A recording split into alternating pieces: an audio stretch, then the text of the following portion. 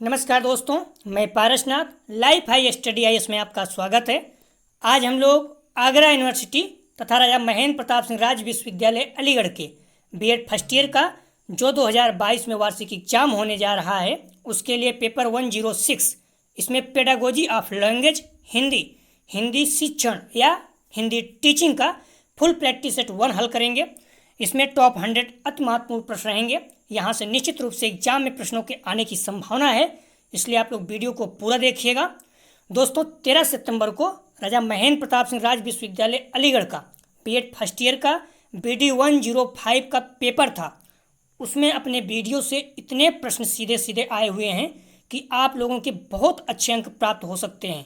मैं तो आप लोगों से उम्मीद करता हूं कि आप लोगों के 100% अर्थात 50 प्रश्न सही होने चाहिए। यदि आप लोगों के इससे कम प्रश्न सही होते हैं तो इसका मतलब है कि आप लोगों ने वीडियो को सही से देखा नहीं था और उतना मेहनत नहीं किया था जितना मेहनत करना चाहिए था। प्लीज़ आप लोग वीडियो को ज़्यादा से ज़्यादा शेयर कीजिए जिससे सभी लोगों को लाभ हो सके। यदि आप लोग चैनल को सब्सक्राइब नहीं किए हैं तो प्लीज़ चैनल को सब्सक्राइब कीजिए तथा वीडियो को शेयर और लाइक जरूर कीजिए, इससे मोटिवेशन मिलता है। आप लोग ध्यान दीजिएगा, पहले हम लोग पेडागोजी ऑफ हिंदी और पेडागोजी ऑफ सोशल साइंस इसमें इकोनॉमिक्स और ज्योग्राफी हल करेंगे। अन्य पेडागोजी मुश्किल है हल करना, तो आप लोग अपने से मॉडल पेपर को अच्छे से कई बार स्टडी कीजिए, कोई दिक्कत नहीं है, अच्छे नंबर आएंगे।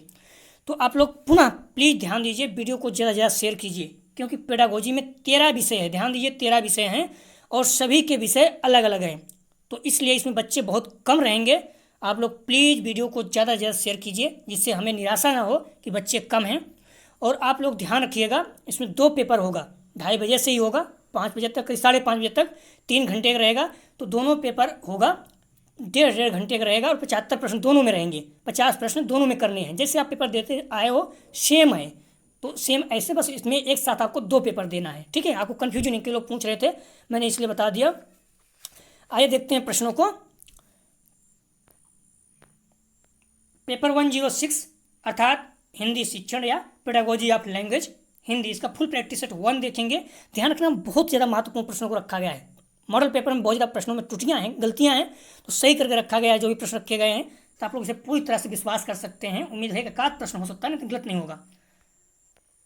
सबसे पहले तो आप सभी लोगों को हिंदी दिवस की हार्दिक शुभकामनाएं। और याद रखना, 14 सितंबर को हिंदी दिवस मनाया जाता है, भूलना नहीं।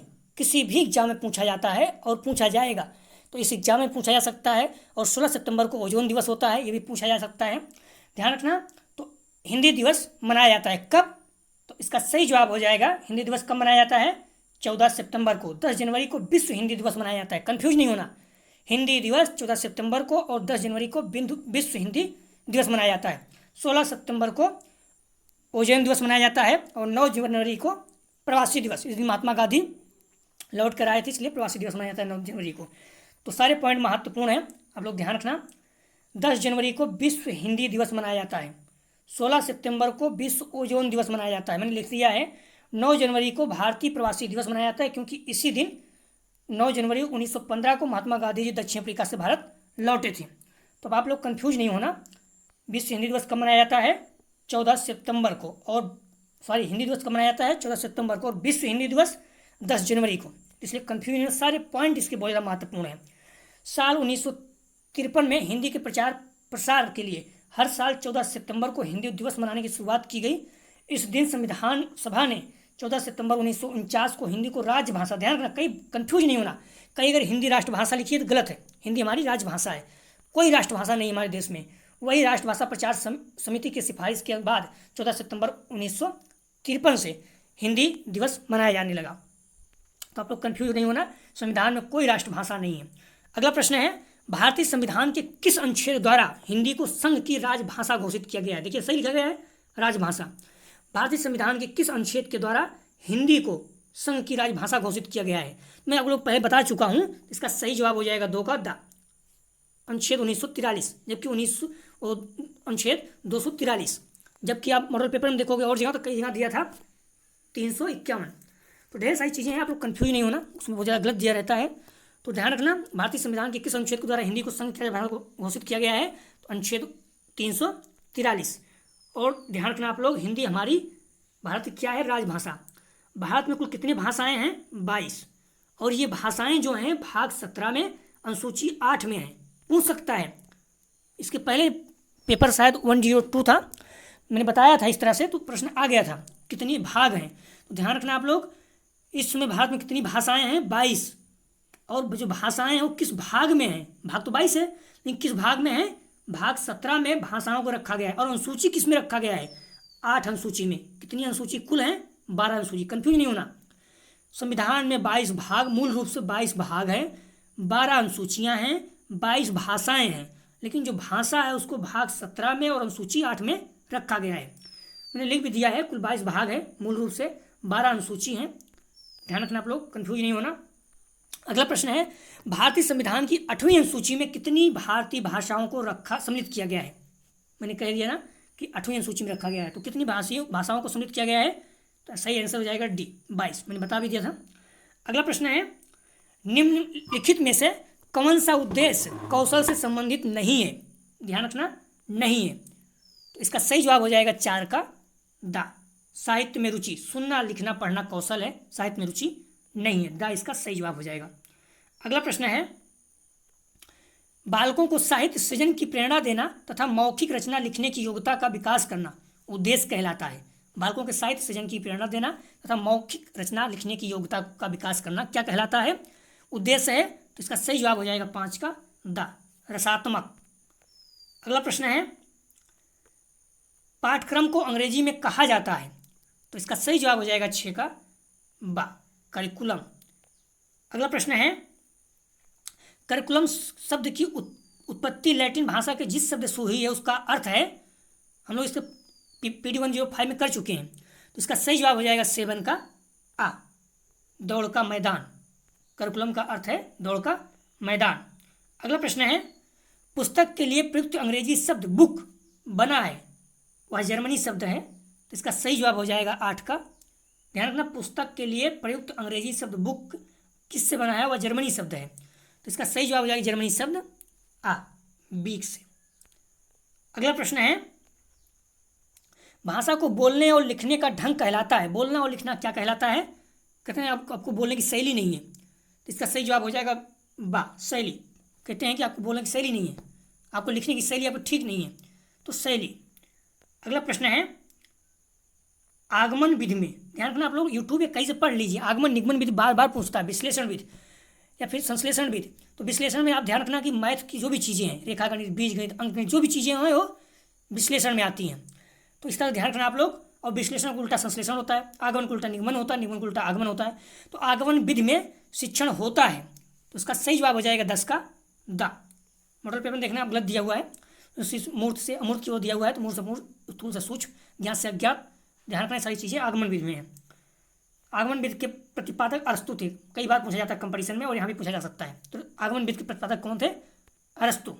आगमन विधि में सबसे पहले विषय वस्तु के संबंधित उदाहरण, ध्यान रखना, आगमन विधि में सबसे पहले उदाहरण दिया जाता है, यह छात्र केंद्रित विधि है।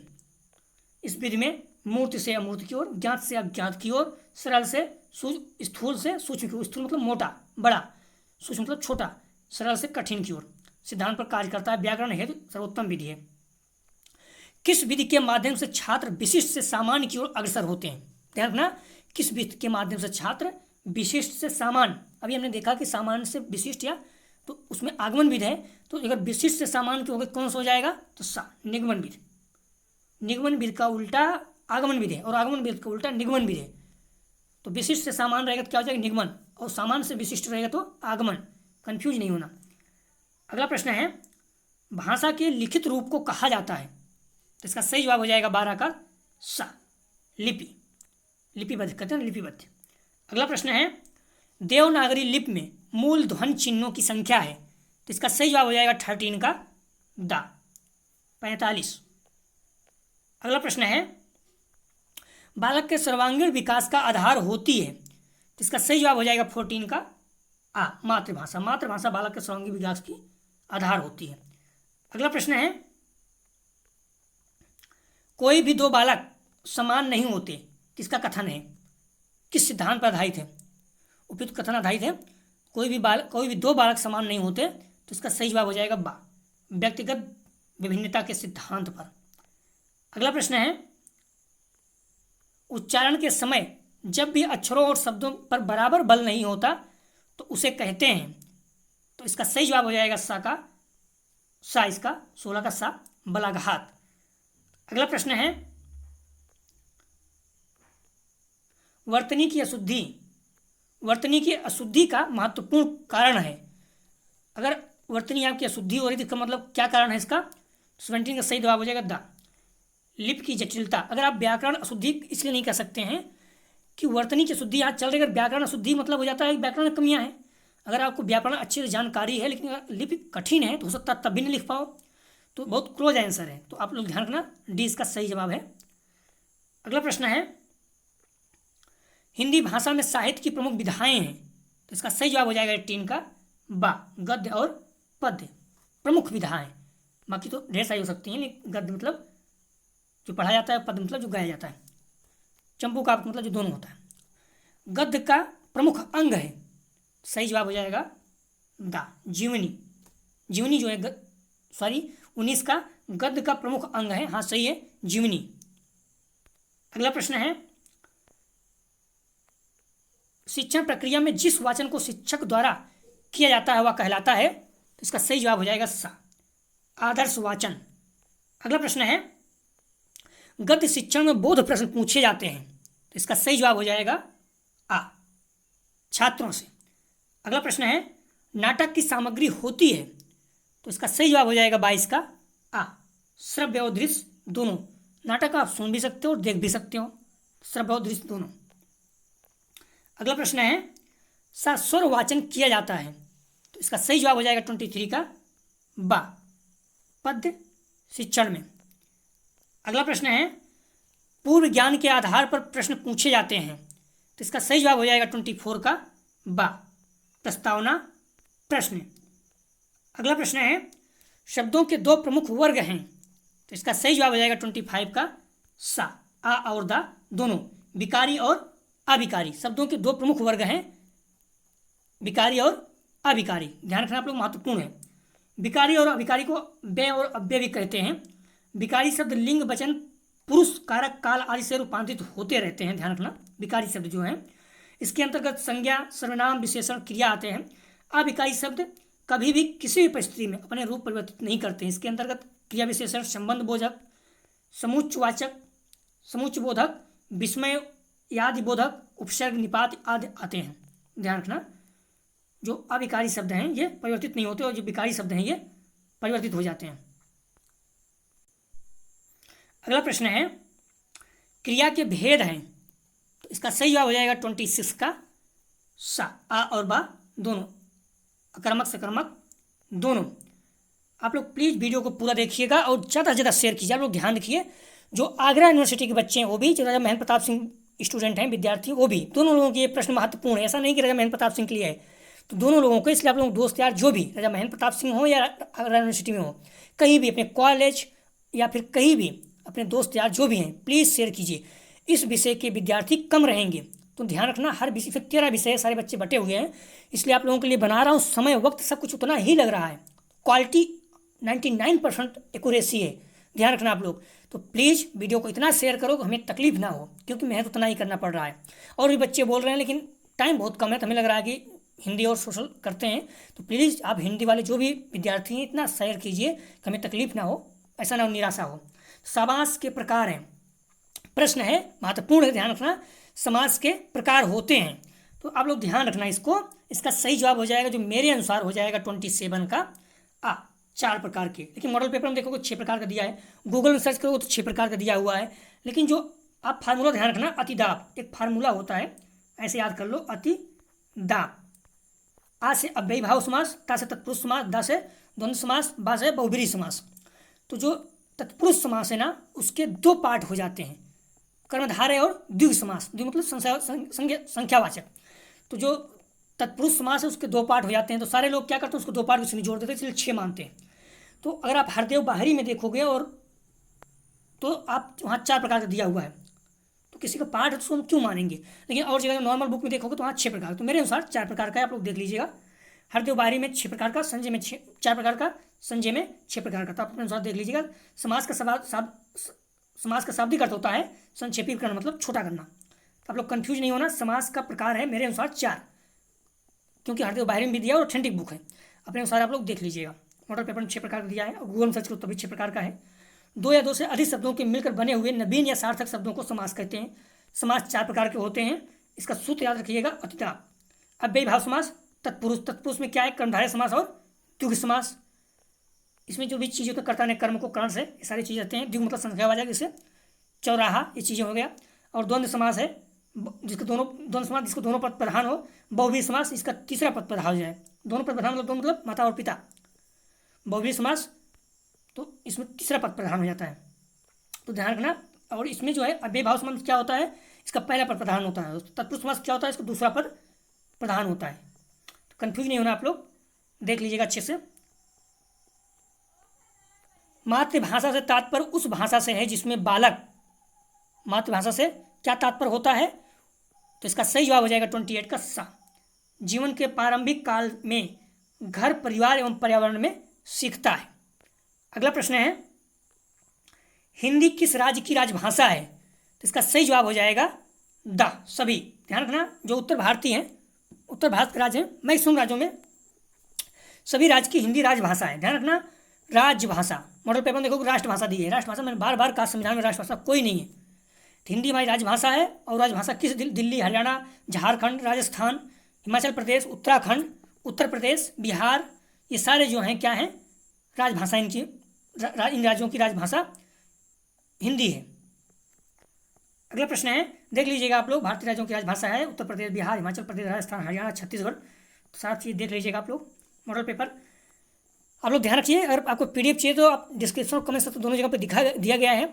आप लोग टेलीग्राम और व्हाट्सएप दोनों ग्रुप से जुड़ कर प्राप्त कर सकते हैं। तो कई लोग बोलते हैं नहीं खुलता, तो ध्यान रखना, जब मैंने PDF भेजूँ उसी वक्त तो आप लोग डाउनलोड कर लिया करो। बाद में हो सकता है कि उसमें मैं क्लीन करता हूँ तो हट जाता हो, इसलिए नहीं खुलता है। हिंदी भाषा भारत देश की क्या है, इसका सही जवाब हो जाएगा 30 का सा। और बा दोनों राजभाषा भी और जनभाषा। जनभाषा मतलब होता है जो मैक्सिमम लोगों को जोड़ती है। तो 42% थी बहुत पहले, हो सकता है इस समय 50% हो गई हो। तो हिंदी जो है हमारे देश में बोली जाने वाली 50% लोग बोलते हैं। तो जनभाषा भी हो गई। तो हिंदी हमारी क्या है, राजभाषा और जनभाषा दोनों है, राष्ट्रभाषा नहीं है। अगला प्रश्न है, जनभाषा उस भाषा को कहते हैं, तुमने पहले बताया जो लोगों को जोड़ती हो मैक्सिमम लोगों को। तो जनभाषा किसे कहते हैं, तो इसका सही जवाब हो जाएगा सा। जिन भाषाओं के माध्यम से देश के अधिकतर व्यक्ति एक दूसरे से संपर्क में आते हैं उसे जनभाषा कहते हैं। अगला प्रश्न है, भारतीय संदर्भ में हिंदी का कौन सा रूप प्रचलित नहीं है, तो इसका सही जवाब हो जाएगा सा, विदेशी भाषा। अगला प्रश्न है,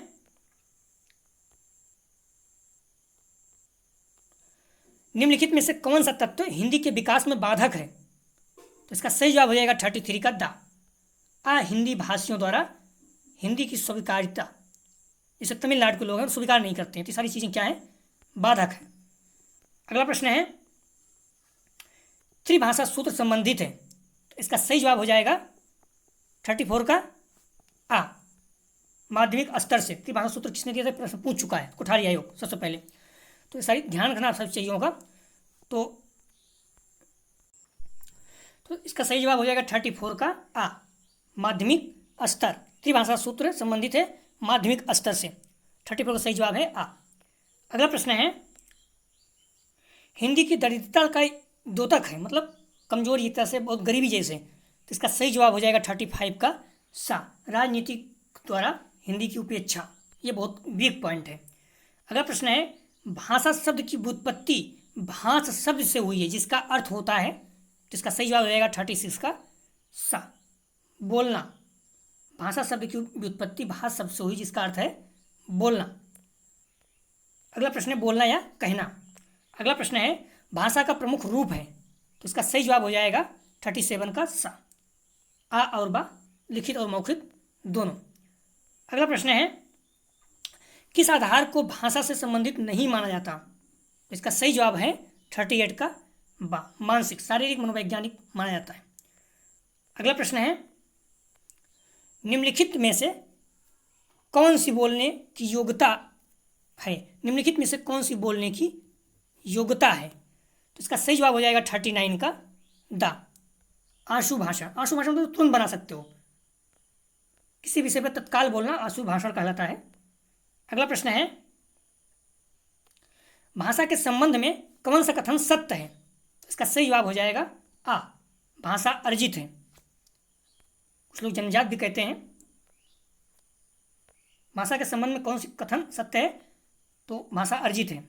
ध्यान रखना, कंफ्यूज नहीं होना इसका। मनुष्य के मानसिक विकास के लिए मातृभाषा उतनी ही आवश्यक है जितनी कि शिशु शरीर के विकास के लिए माता का दूध। यह कथन किसका है? तो इस तरह के आदर्शवादी कथन जो है हमारे बापूजी कहते थे, तो महात्मा गांधी जी।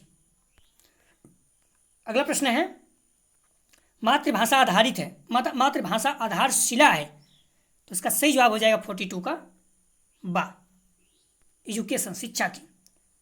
अगला प्रश्न है, भाषा के अलावा अन्य देशों में हिंदी पढ़ाई जाती है, तो इसका सही जवाब हो जाएगा 43 का सा, विदेशी भाषा के रूप में। भाषा के अलावा अन्य देशों में पढ़ाई जाती है हिंदी, तो विदेशी भाषा के रूप में। जैसे अपने यहाँ पढ़ाई जाएगी विदेशी भाषाएं, तो सबसे अन्य देशों में विदेशी, हिंदी को भी विदेशी भाषा बोला जाएगा। भाषा विहीन व्यक्ति केवल बुद्धिहीन नहीं बल्कि भावहीन भी हो जा रहा है।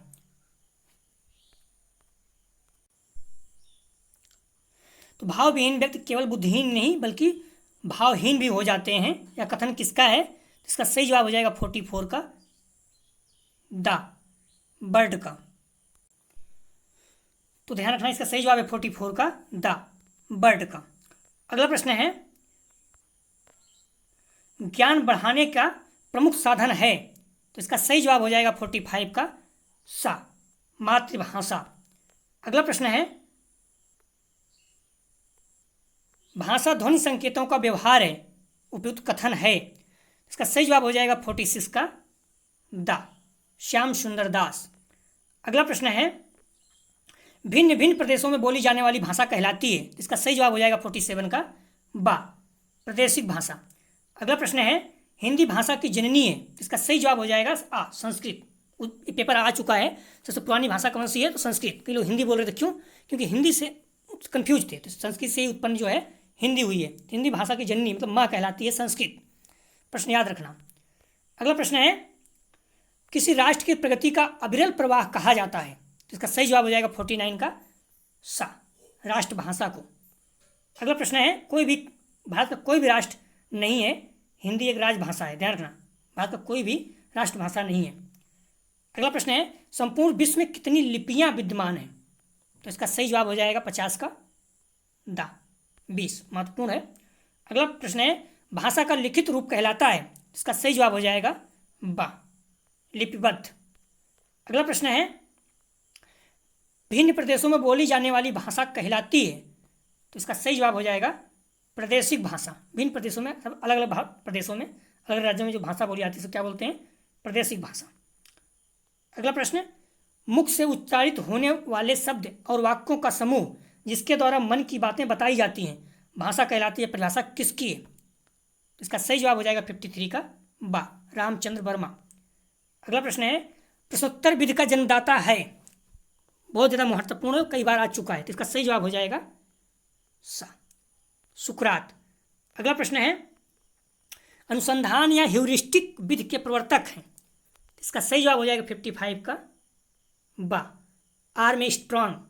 इस विधि के अंतर्गत बालकों को कम से कम बताकर उन्हें स्वयं अधिक से अधिक करने के खोज कर सत्य को पहचानने पर बल दिया जाता है। अगला प्रश्न है, इकाई किसी समस्या या योजना से संबंध जोड़ने वाली क्रियाओं के समग्रता या एकता को प्रकट करती है, कथन है, तो इसका सही जवाब हो जाएगा 56 का द, थॉमस यम रस्क का। अगला प्रश्न है, प्रोजेक्ट विधि के जन्मदाता हैं, देखना यूपी टेट में प्रश्न आ चुका है, तो इसका सही जवाब हो जाएगा 57 का द, किलपैट्रिक। कई लोग ड्यूबी देखोगे आप दिया रहेगा, लेकिन ड्यूबी ने नॉर्मली खोज किया था। प्रोजेक्ट विधि के जन्मदाता यहाँ बोल रहा है, तो आप लोग कंफ्यूज नहीं होना। प्रोजेक्ट विधि के जन्मदाता कौन है? किलपैट्रिक। आप लोग पढ़ लेना, प्रोजेक्ट विधि के मूल अवधारणा जॉन ड्यूबी ने द्वारा दी गई थी तथा उनके शिष्य किलपैट्रिक ने इस विधि का प्रतिपादन किया।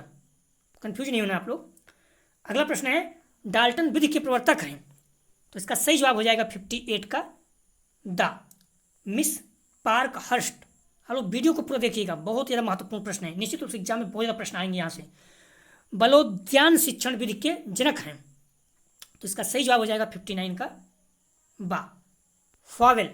अगला प्रश्न है खेल विधि के प्रवर्तक हैं, महत्वपूर्ण प्रश्न है, तो इसका सही जवाब हो जाएगा 60 का द, एच कॉल्डवे कुक, खेल विधि के प्रवर्तक। अगला प्रश्न है सूक्ष्म शिक्षण कक्षा आकार, ध्यान रखना, सूक्ष्म शिक्षण कक्षा आकार पाठ की विषय वस्तु तथा शिक्षण की जटिलता को कम करने वाली कक्षा शिक्षण विधि है। यहाँ पर इस परिभाषा को प्रस्तुत किया, सही जवाब हो जाएगा 61 का बा, एलन ने। अगला प्रश्न है सूक्ष्म, ध्यान रखना, सूक्ष्म शिक्षण का समय होता है, सूक्ष्म शिक्षण, माइक्रो बात कर रहा है, माइक्रो नहीं, विस्तृत वाला नहीं, विस्तृत वाला तो 36 मिनट होता है, हम लोग पढ़ चुके हैं। तो सूक्ष्म शिक्षण जो होता है अक्सर 5 मिनट होता है लोग कहते हैं, लेकिन 5 से कभी 7 मिनट हो जाता है, लेकिन बाकी सब बहुत डिफरेंस है, तो 5 से आप 7 मिनट मान लीजिए, नॉट ओनली 5 मिनट होता है। अगला प्रश्न है सूक्ष्म शिक्षण, सूक्ष्म शिक्षण शिक्षण का कैसा रूप है, इसका सही जवाब हो जाएगा जो सूक्ष्म शिक्षण होता है बा, लघु, लेकिन जो माइक्रो इसको विस्तृत बोलते हैं तो विस्तृत होता है माइक्रो। जो सूक्ष्म शिक्षण होता है सब 5 से 7 मिनट में पढ़ाया जाता है, जो माइक्रो होता है विस्तृत वाला ये 36 मिनट नॉर्मली है, 36, बाकी कम ज़्यादा हो सकता है, कहीं कहीं 40 भी रहता है। अगला प्रश्न है समाज या राष्ट्र का निर्माता कहा गया, इसका सही जवाब हो जाएगा 64 का बा, शिक्षक को समाज या राष्ट्र का निर्माता कहा गया है। जैसे पढ़ाएंगे बच्चों को वैसे ही भविष्य हमारे देश का होगा। संघ की परंपरागत भेद है, तो ध्यान रखना मोस्ट इंपॉर्टेंट है, इसका सही जवाब हो जाएगा 65 का 3। कौन कौन से? स्वर संध, व्यंजन संध, विसर्ग संध। संध के कितने परंपरागत भेद हैं? 3, और स्वर संध के कितने हैं? 5 भाग हो जाते हैं, कहीं कुछ 6 दिया है, कंफ्यूज नहीं होना आप लोग। स्वर संध, व्यंजन संध और विसर्ग संध, ये तीनों चीज़ें, आप लोग कंफ्यूज नहीं होना। किसी भाषा को बोलने और लिखने के नियमों के व्यवस्थित पद्धति का नाम व्याकरण है या परिभाषा है, तो इसका सही जवाब हो जाएगा 66 का सा, डॉक्टर बद्रीनाथ कपूर की। अगला प्रश्न है व्याकरण के प्रमुख विभाग हैं, तो इसका सही जवाब हो जाएगा 67 का बा, 3। अगला प्रश्न है शब्दों का व्यवस्थित रूप कहा जाता है, तो इसका सही जवाब हो जाएगा 68 का सा, वाक्य। अगला प्रश्न है वह लड़का अच्छा है, इस वाक्य में कौन सा सर्वनाम है, तो इसका सही जवाब हो जाएगा फिर 69 का सा, निश्चयवाचक सर्वनाम। अगला प्रश्न है कर्मधारय समास का उदाहरण है, तो इसका सही जवाब हो जाएगा सा, चंद्रमुख। ध्यान रखना जो कर्मधारय समास है ये तत्पुरुष समास का भाग है, तो चंद्रमुख की बात हो रहा है, तो इसमें क्या है? चंद्रमुख। प्रतिदिन ये अव्ययी भाव समास है, ध्यान रखना, तो इसका सही जवाब हो जाएगा 70 का सा, चंद्रमुख। अगला प्रश्न है भार्या का पर्यायवाची शब्द है, भार्या मतलब पत्नी, तो इसका सही जवाब हो जाएगा 71 का दा, पत्नी। अगला प्रश्न है अग्रज का विलोम शब्द है, अग्रज माने बड़ा होता है, तो इसका विलोम क्या हो जाएगा? बा, अनुज। ध्यान रखना पर्यायवाची, समास, संधि, विलोम, ये सारी चीज़ें आएंगी क्वेश्चन आपके, आप लोग सिलेबस देख लीजिएगा। 72 का सही जवाब है बा। निम्नलिखित शब्दों में से कौन सा शब्द तद्भव नहीं है? ध्यान तत्सम तद्भव भी आएगा। तद्भव मतलब होता है संस्कृत से जो बिगड़ा हुआ रूप रहता है, और तत्सम मतलब होता है जो संस्कृत से सीधे सीधा उठाकर रख दिया जाता है। तो इसमें कौन सा जो तद्भव नहीं है?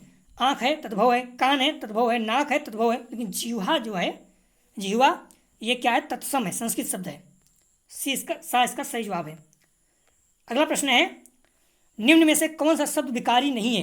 मैंने पहले ही कहा था विकारी विकारी 2 प्रकार के हैं, तो विकारी मतलब जो बिगड़ा हुआ रूप है बदल जाता है, अविकारी मतलब जो बिगड़ता नहीं स्थिर रहता है। कौन सा विकारी नहीं है? मतलब विकारी मतलब जो बदल जाए, लेकिन ऐसा है जो नहीं बदलता है। 74 का जवाब सही हो जाएगा द, तीव्र जो है ये विकारी नहीं है। अगला प्रश्न है विकारी शब्द वे होते हैं जो बाहरी प्रभाव से बदले जाते हैं, जैसे बूढ़ा का बुढ़ापा हो जाता है, बूढ़ी या बुढ़िया हो जाता है, आदि शब्द बन सकते हैं। अगला प्रश्न है उपन्यास शब्द किस भाषा से आया है? तो इसका सही जवाब हो जाता है 75 का बा, बांग्ला। अगला प्रश्न है उपन्यास बना है उपधन न्यास से, संस्कृत हिंदी का न्यास से बना है। संस्कृत का न्यास से जिसकी व्युत्पत्ति आपटे कोश के मुताबिक निधन अस्य प्रत्यय से मतलब गहे प्रत्यय लगाकर हुई है, इसलिए न्यास का देख लेना तो आप लोग, ठीक है। तो उपन्यास शब्द किस भाषा से आया है, तो इसका सही जवाब है बंगला। भूलना नहीं आप लोग, महत्वपूर्ण प्रश्न है, पूछ सकता है। 75 का सही जवाब है बा। तो देख लीजिएगा आप लोग, जो भी है न्यास का अर्थ होता है रखना, आरोपण करना, स्थापित करना आदि। अगला प्रश्न है, पवन शब्द किस भाषा का शब्द है। ध्यान रखना, सब आ सकते हैं, बहुत सिंपल लग रहा है, बहुत महत्वपूर्ण है लेकिन। तो पवन शब्द किस भाषा का शब्द है, सही जवाब हो जाएगा बा, संस्कृत का। अगला प्रश्न है, आदमी शब्द किस भाषा से बना है, तो इसका सही जवाब हो जाएगा 77 का दा, अरबी। आप भूलना नहीं, मॉडल पेपर में फारसी दिया है, कंफ्यूज नहीं होना। आदमी जो है अरबी शब्द है। अगला प्रश्न है, अरबी भाषा शब्द है, अरबी भाषा जो शब्द होता है, अखबार, अजब, अदालत, अमीर, आज़ाद, आदमी, आम, ये सारे अरबी शब्द हैं। औरत शब्द किस भाषा से आया है, इसका सही जवाब हो जाएगा 78 का सा, अरबी। आदमी अरबी दोनों, आदमी औरत दोनों अरबी शब्द हैं, कंफ्यूज नहीं होना। उपयुक्त शब्द किस प्रत्यय अथवा उपसर्ग से बने हैं। प्रत्येक मतलब होता है जो पीछे जुड़ जाता है, ध्यान रखना, प्रत्येक मतलब होता है जो किसी शब्द के पीछे जुड़ जाए। जैसे ठाकुर है तो उसमें इन जुड़ जाएगा तो ठकुराइन हो जाएगा, आइन जुड़ जाएगा तो ठकुराइन हो जाएगा। लेकिन जो है उपसर्ग मतलब जो पहले जुड़ जाता है। तो आप ध्यान रखते, तरफ से शब्द है, एक तरफ से उत्तर है, तब लोग बताइए। जैसे उद्भव है, इसमें क्या है, उत जो है क्या है, ये उपसर्ग है क्योंकि पहले जुड़ा है। ध्यान रखना, मैंने बताया कि उपयुक्त शब्द में प्रत्यय मतलब पीछे, पास से प्रत्यय, पास से पारस, पास से पीछे, याद रखो ना, मैंने बताया कि पास से प्रत्यय, पास से पीछे। तो प्रत्यय मतलब होता है किसी शब्द के पीछे जुड़ जाए। जैसे समझौता है तो आता है, तो ये क्या हो गया, प्रत्यय। लेकिन उत क्या है, जो किसी शब्द के पहले जुड़ जाता है उसे उपसर्ग कहते हैं। तो ध्यान रखना, किसी शब्द के पहले जुड़ता है उसे उपसर्ग कहते हैं। तो उद्भव में उत क्या है, उत्तर क्या है, ये उत जो है वह उपसर्ग है। लेकिन समझौता में आता क्या है, ये प्रत्यय है। संरक्षण में सन क्या है, पहले लगा है, क्या हो जाएगा, उपसर्ग। अड़ियल में इल, ये क्या है, प्रत्यय, जो पीछे जुड़ता है उसे प्रत्यय, पास से पीछे, पास से प्रत्यय, और जो उपसर्ग होता है वो पहले जुड़ जाता है। उपसर्ग प्रत्यय, उपसर्ग प्रत्यय, ध्यान रखना। आप लोग देख लीजिए, प्रश्न पूछ सकता है। भानुदय शब्द में कौन सी संधि है, तो भानुदय शब्द में कौन सी संधि है, तो इसका सही जवाब हो जाता है 80 का आ, दीर्घ संधि है। आप लोग देख लीजिएगा संधि को, भानु उदय में दीर्घ संधि से संधि विच्छेद होता है, भानुधन उदय। इसका नॉर्मली आप लोग देख लीजिएगा, दीर्घ संधि जब लघु या दीर्घ मतलब छोटा या बड़ा, आ ई उ री के उपरांत, ध्यान रखना, दीर्घ संधि जब लघु या दीर्घ, आ ई उ री के उपरांत लघु या दीर्घ समान स्वर आए तो दोनों के स्थान पर दीर्घ मतलब बड़ा हो जाता है। ध्यान में, चाहे छोटा आया या बड़ा आया, या उसके बाद चाहे छोटा या बड़ा आ आए, मतलब छोटा बड़ा के बाद छोटा बड़ा आए, कोई भी आ जाए तो क्या हो जाता है, दीर्घ ही हो जाता है। चाहे छोटा छोटा मिलकर बड़ा हो जाएगा, बड़ा बड़ा मिलकर बड़ा हो जाएगा। तो उस तरह से ध्यान रखना। जैसे आ मिलके छोटा बड़ा मिलकर क्या हो गया, आ हो गया, बड़ा आ। ध्यान रखना, इस तरह से रहता है। आ प्लस आ मिलके भी बड़ा आ हो जाएगा, और बड़ा आ प्लस बड़ा आ मिलकर भी बड़ा आ हो जाता है। ध्यान रखना, कंफ्यूज नहीं होना, एक बोल रहा है। जैसे देवधन अधिपति, तो क्या हो जाता है, देवाधिपति। अगला प्रश्न है, नवोषधि में कौन सी संधि है, तो इसका सही जवाब हो जाएगा 81 का दा, वृद्धि संधि। वहां पर दीर्घ संधि था, यहाँ पर वृद्धि संधि में क्या होता है, जब लघु या दीर्घ आ के उपरांत ए ऐ ओ औ आए, जब लघु या दीर्घ, ध्यान रखना, छोटा या बड़ा आ के उपरांत ए ऐ ओ औ आए, तो ध्यान रखना, जब लघु या दीर्घ आ के उपरांत ए ऐ ओ औ आए तो ए और ऐ के स्थान पर ऐ हो जाता है, मतलब बड़ा हो जाता है। तथा ओ और औ के स्थान पर औ हो जाता है, मतलब जब छोटा बड़ा के बाद ये सारे शब्द आए तो बड़ा हो जाएगा, बस इतना ध्यान रखना। कंफ्यूज नहीं होना, ठीक है। तो नौसद में कौन सी संधि है, तो वृद्धि संधि। एक चीज और ध्यान रखना, जो वृद्धि संधि होती है इसमें डबल चोटी, ऊपर डबल चोटी होती है। किसी भी शब्द में अगर डबल चोटी है तो ध्यान रखना वो वृद्धि संधि है, और अगर सिंगल चोटी है तो उसका मतलब वो गुण संधि है, भूलना नहीं। ये यूपी सीटेट में पूछा जाता है, आप लोग भूलना नहीं, इस तरह से महत्वपूर्ण है। अगला प्रश्न है, बागी किस संधि का शब्द है, तो इसका सही जवाब हो जाएगा 82 का बा। व्यंजन, व्यंजन शब्द किसे कहते हैं, जिन दो वर्णों में संधि होती है उनमें पहला वर्ण व्यंजन हो और दूसरा वर्ण व्यंजन हो अथवा स्वर हो, तो जो विकार उत्पन्न होगा उसे व्यंजन संधि कहते हैं। मतलब चाहे का प्लस का कर दो या कुछ बने, या का प्लस आ कर दो, जो विकार उत्पन्न होगा उसे क्या कहते हैं, व्यंजन शब्द कहते हैं। तो व्यंजन, व्यंजन मतलब मिल जाए, स्वतः को पता है वो छोटा से लेकर आ तक है, और का से लेकर इधर ज्ञा तक क्या है, व्यंजन है। तो जो भी चीज़ें हैं अगर व्यंजन व्यंजन मिलेगा तब भी, व्यंजन स्वर मिलेगा तब भी जो विकार उत्पन्न होगा उसे व्यंजन शब्द कहते हैं। जैसे सत धन चैन, क्या हो जाएगा, सच्चैन, इसमें भी होता है। तो जो जैसे कचौटता प्यार एक शब्द है, तो का, खा, का, चा, टा, इन शब्द का जितना भी है, जैसे यहाँ पर क्या है, ता है, तो चा अगर मिलता है तो जो चा है इसका तीसरा शब्द हो जाता है, तो इस जो है ये 2 बार हो जाता है, ध्यान रखना। तो इसका क्या होता है, सत्य, सच्चैन। इस तरह से आप लोग ध्यान रखना, भूलना नहीं इसको। तो संधि को आप लोग देख लीजिएगा एक बार। अगला प्रश्न है, निष्फल शब्द में कौन सी संधि है, तो इसका सही जवाब हो जाएगा 83 का आ, विसर्ग। निष्फल है तो इसका सही संधि क्या है, विसर्ग। विसर्ग संधि में क्या होता है, विसर्ग के साथ स्वर अथवा व्यंजन के मिलने से जो विकार उत्पन्न होता है उसे विसर्ग संधि कहते हैं। जैसे आ मिल जाएगा तो ओ हो जाएगा, तो क्या है, विसर्ग संधि है। जैसे तेजा धन अस, तेजोस। अगला शब्द बताइए, देखिए इसमें क्या है, कुछ शब्द हैं आपको बेमेल बताने हैं, मतलब चारों में से 3 एक जैसे हैं, एक अलग है, तो आपको बताना है कौन सा अलग है। बेमेल शब्द छाटिए, इन चारों में से 3 जो है एक जैसे है, एक अलग है, कौन सा अलग है वो बताना है आपको। अक्षर, शब्द, वाक, कहानी, कौन सा अलग है आप बता सकते हैं आराम से, कहानी, क्योंकि ये तीनों एक जैसे हैं, कहानी जो है सुनाने वाली है। अक्षर हो गया, शब्द हो गया, वाक जो है एक जैसे हैं लगभग, कहानी। अगला प्रश्न है, इसमें से फिर अलग है, आपको बताना है कहानी, कविता, कहानी, कविता, नाटक, निबंध, तो इसमें कौन सा अलग है, तो आप लोग ध्यान रखना, कहानी, नाटक, कहानी, नाटक, निबंध, ये सब लिखने वाली है, कविता क्या है, सुना सकते हो, तो ये क्या है, अलग है। अगला प्रश्न है,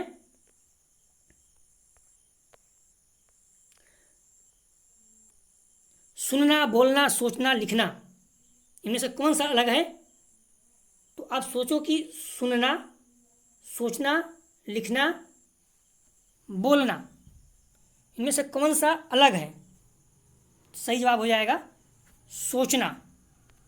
सोचना जो है ये इनमें से अलग है, सुनना, बोलना और लिखना सारी चीज़ें एक है।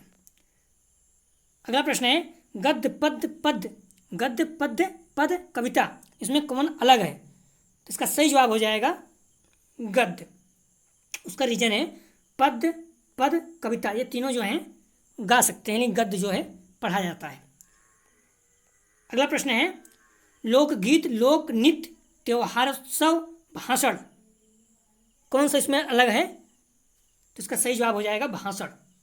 लोकगीत, त्योहारोत्सव, लोक नृत्य, ये सब मनाए जाते हैं, मतलब नृत्य क्या है, मनोरंजन के साधन है, लेकिन भाषण जो है अपना सुनाया जाता है, बोला जाता है। अगला प्रश्न है, भाषण, वाद विवाद, गायन, अभिनय, कौन सा अलग है इसमें, एक सही जवाब है इसका गायन। भाषण, वाद विवाद, अभिनय, ये सारी चीज़ें जैसे हैं, गायन अलग है। तो ये सारी चीज़ें थी, प्रश्न पे आ जाइए आप लोग। मंटेसरी प्रणाली के प्रतिपादक थी, मंटेसरी प्रणाली के प्रतिपादक थी, 85 का सही जवाब हो जाएगा आ, मंटेसरी जी। अगला प्रश्न है, बेसिक शिक्षा प्रणाली में भाषा की शिक्षा किस माध्यम से दी जाती है, तो इसका सही जवाब हो जाएगा 86 का दा, सभी। अगला प्रश्न है, मौखिक भाषा के मूल तत्व हैं, तो इसका सही जवाब हो जाएगा 87 का दा, उपयुक्त सभी। अगला प्रश्न है मौखिक भाषा शिक्षा की अप्रत्यक्ष विधियों में कौन सी विधि नहीं आती है? तो इसका सही जवाब हो जाएगा 88 का बा, अभिनय नहीं आती है। गद्य, व्याकरण, पद, ये सारे जो हैं मौखिक भाषा शिक्षण की विधियां हैं, अप्रत्यक्ष विधि हैं, लेकिन अभिनय नहीं है। अगला प्रश्न है आकाश पाताल एक कर देना मुहावरा है, आशय है। मैंने कहा कि मुहावरा भी आता है, तो मुहावरे आप ध्यान रखना।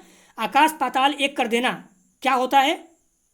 89 का सही जवाब हो जाएगा बा, बड़ी बड़ी बातें करना। गलत हो रहा है। तो आकाश पाताल एक कर देने मतलब बहुत ज़्यादा कठिन परिश्रम करना होता है, तो इसका सही जवाब हो जाएगा दा, कठिन परिश्रम करना। आकाश पाताल एक कर देना, ध्यान रखना, आकाश पाताल एक कर देना, जीतोड़ मेहनत करना मतलब कठिन परिश्रम करना, इसका सही जवाब हो जाएगा 89 का दा। अगला प्रश्न है सिर मुड़ाते ही ओले पड़ना, सिर मुड़ाते ही ओले पड़ना, इसका अर्थ है कार्य प्रारंभ करने से पूर्व ही मुसीबत आना। महत्वपूर्ण प्रश्न है ये सब। अगला प्रश्न है छोटे मुंह बड़ी बात करना, तो इसका सही जवाब हो जाएगा, कहते हैं लोग छोटे मुंह बड़ी बात कर रहे हैं, या फिर मैं छोटे मुंह बड़ी बात होगी मैं बोलूँगा तो क्या मैं बोल सकता हूँ? तो ध्यान रखना, छोटे मुंह बड़ी बात करना, इसका सही जवाब हो जाएगा सा, डींगे हमारना, बढ़ा चढ़ा किसी बात को कहना। अगला प्रश्न है घाव पर नमक छिड़कना, इसका सही जवाब हो जाएगा, बहुत ही सरल है सब, दुखी को और दुखी करना। अगला प्रश्न है जली भुनी सुनाने का क्या अभिप्राय है? इसका सही जवाब हो जाएगा 93 का सा, भला बुरा कहना। अगला प्रश्न है अंधे की लकड़ी होने का अर्थ है, इसका सही जवाब हो जाएगा 94 आ, बुढ़ापे का एकमात्र सहारा, अंधे की लकड़ी होना,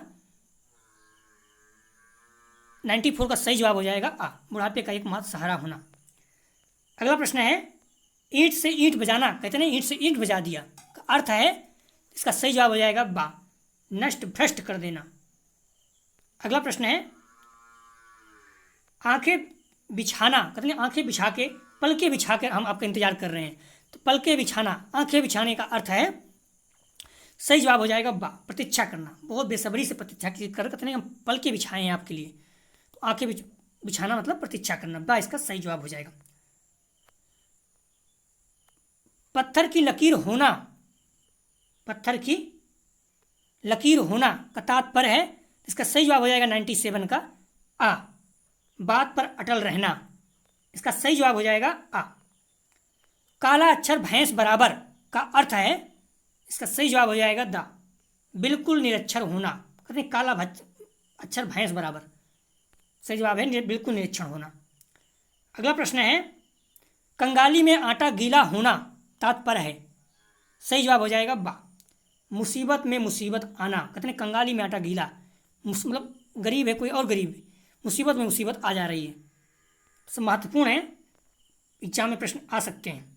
नीचे सीधे सीधे मन चंगा तो कठौती में गंगा, लोग कहते हैं नहीं गंगा नहाना चलते हैं, गंगा नहा के आते हैं, तो कहते हैं मन चंगा तो कठौती में गंगा, तो इसका आशय क्या है? तो इसका सही जवाब हो जाएगा बा, ध्यान रखना, यदि मन शुद्ध है तो सभी जगह तीर्थ है, यानी यदि मन शुद्ध है तो सभी जगह तीर्थ है।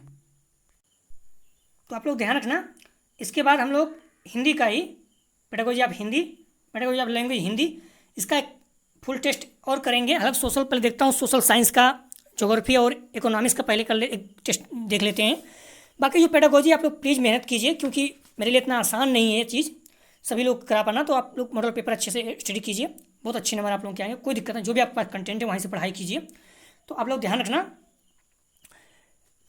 आप लोग बुक और मॉडल पेपर अच्छे से स्टडी कीजिए प्लीज़, और मेरे साथ टेस्ट दीजिए। आप लोग 5 पेपर देख चुके हैं सीधा सीधा, कल कोई क्वेश्चन थे जो मॉडल पेपर में नहीं थे और मैंने बुक से उठाया, तो बुक से भी आ गए हैं। तो आप लोग ध्यान रखना, बुक और मॉडल पेपर को अच्छे से पढ़िए, मेरे साथ टेस्ट दीजिए, और जो मेरा PDF है इसको टेलीग्राम या व्हाट्सएप से प्राप्त कर लीजिए और पढ़ के जरूर जाइए, यहाँ से क्वेश्चन सीधे सीधे मिलते हैं। आप लोग देख चुके हैं, बहुत ज़्यादा प्रश्न अपने वीडियो से आते हैं, तो यह तो PDF चाहिए तो आप जुड़ जाइए। बार बार पूछते कहाँ से, तो कमेंट सेक्शन नीचे जैसे देखोगे वहाँ पर दिया गया है व्हाट्सएप और कमेंट टेलीग्राम दोनों का लिंक, या फिर आप डिस्क्रिप्शन खोलिए वहाँ भी दिया गया है। और जो अगली बात सबसे इंपॉर्टेंट वो ये है कि प्लीज़ आप लोग वीडियो को ज़्यादा से ज़्यादा शेयर कीजिए।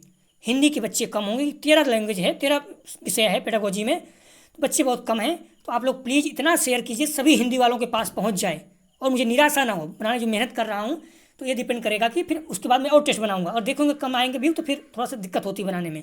प्लीज़ आप लोग ज़्यादातर वीडियो को शेयर कीजिए, हम्बली रिक्वेस्ट है, बहुत मेहनत कर रहे हैं आप लोगों के लिए। और आप लोग नाराज़ नहीं हो, सभी लोगों के लिए नहीं हो पाएगा क्योंकि मेरे पास टाइम नहीं है। प्लीज़ आप लोग अच्छे से स्टडी कीजिए। वीडियो देखने के लिए धन्यवाद दोस्तों।